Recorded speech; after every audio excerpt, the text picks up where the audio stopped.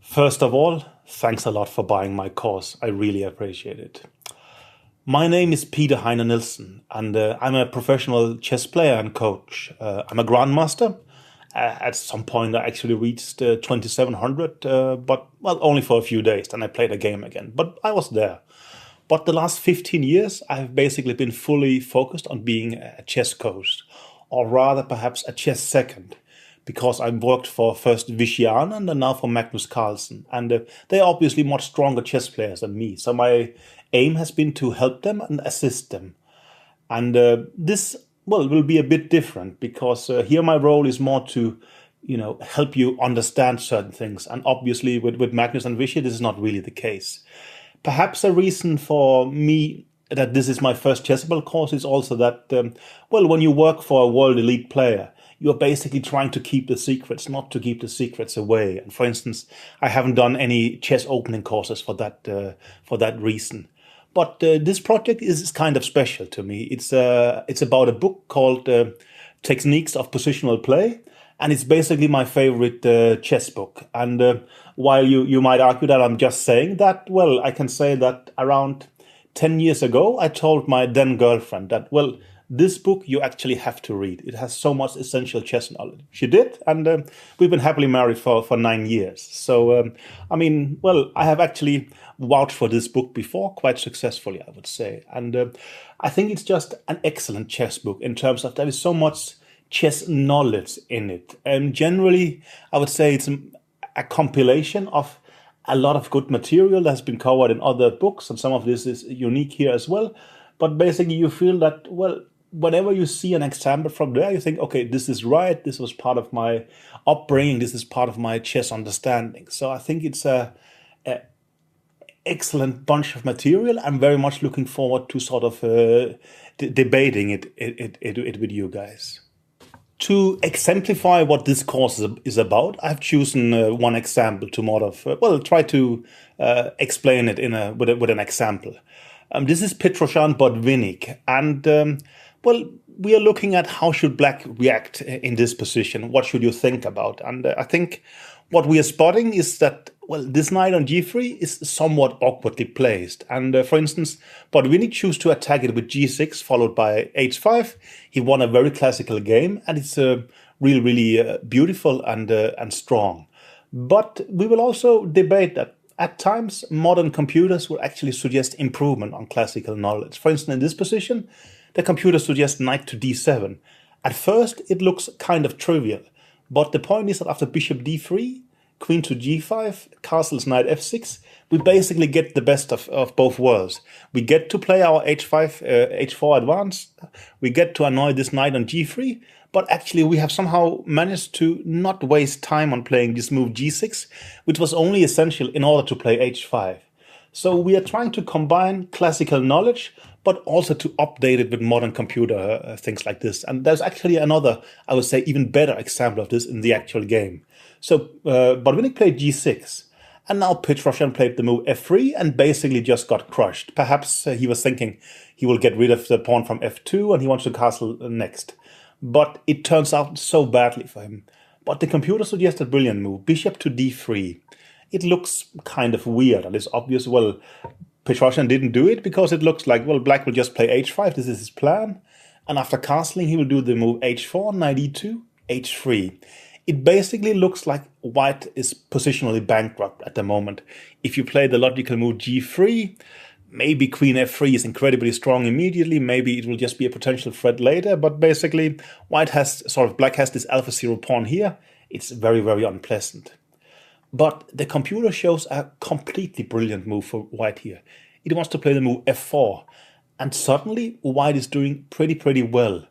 The point is that, well, you can take on e3, or you can even take on g2 first and go rook f2. It doesn't matter. But let's say rook takes e3. The queen just drops back to d2. And, well, even, let's say, take rook f2. It turns out White has a massive attack in this position. The logical thing would be to retreat the rook, but suddenly you play the move f5. Sure, right now you are 2 pawns down with White, but at some point we will take the pawn back with the rook. But basically the narrative has completely flipped. it's not the white king that's weak anymore. No, it's very safe there. On the contrary, we are attacking heavily against the black king. So I think this is a great example where we will look at the classics, we will try to understand the classics, but we will also update the knowledge with modern computers and have a debate about these things. And no, it's been very, very interesting doing this course because, well, of course, last time I read the book. Well, since then, computers has gotten even better, and there is certain things that needed to be nuanced and such. And that's well, that's how it should be. That hopefully it will be even more useful for you listening to the course rather than me doing it. But I think it's basically a dynamic learning experience, and I have learned a lot from doing it as well. And so that's yeah, that has been very, very interesting. And one of the examples is this one, for instance, where I think it's just a classical game, but winning wins it in great style. But we still managed to update the knowledge with sort of new maneuvers. For instance, this Queen G5, Knight to F6, something I've never seen before. But of course, especially this very, very interesting concept of basically allowing black to do exactly what he would like, but then completely flipping the script with an interesting pawn sacrifice and attacking like this. So we're going to have a ton of examples like this, and I will try my best to sort of explain them both in a classical sense, but also in a modern sense, and try to, well, say when what is right or what is wrong. I will say it like that. If it's more unclear and murky like this, I will also try to have some kind of debate. So I hope really it should be kind of interesting. I can't say I have a very specific recommendation of how should you study this course, but perhaps one could find inspiration of a quote from my boss, Magnus Carlsen, recently, who said that, well, when he has a chess book, he more browses through it. He looks at some examples. It's not like he reads it from page 1 to the last page. On the contrary, he would more, well, look for things he finds interesting and browse through it.